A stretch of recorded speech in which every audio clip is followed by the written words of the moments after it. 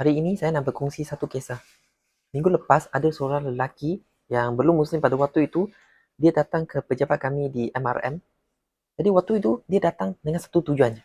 Bila dia masuk, dia kata, saya nak masuk Islam. Jadi waktu itu saya sempat bersembang seketika dengan beliau.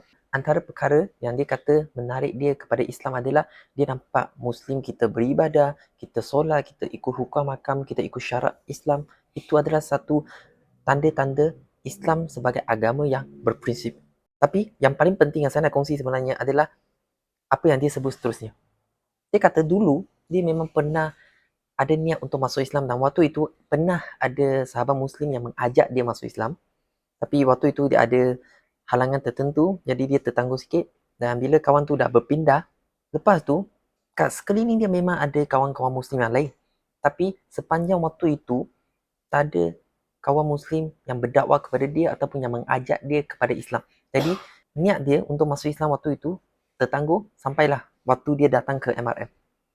Jadi bila dia sebut ni, saya dapat faham perasaan tu. Sebab saya pun sebagai belum Muslim sebelum ni, saya berada di tempat yang sama di mana saya pun dalam fasa mencari kebenaran. Jadi satu nasihat kepada sahabat-sahabat Muslim, kita sebagai Muslim dan kita ada amanah kepada agama Islam, iaitu kita patut menyampaikan mesej Islam ini kepada orang-orang yang belum Muslim. Sebab itu amanah, kerana di luar sana akan ada kawan-kawan non-Muslim yang mereka berminat nak tahu Islam. Jadi satu nasihat untuk kita semua, jom kita berdakwah, kita mula dengan yang mudah. Kita berdakwah kepada jiran kita, kepada rakan sekerja kita ataupun kepada rakan-rakan rapat kita. Kita menyampaikan apa itu Islam kepada mereka.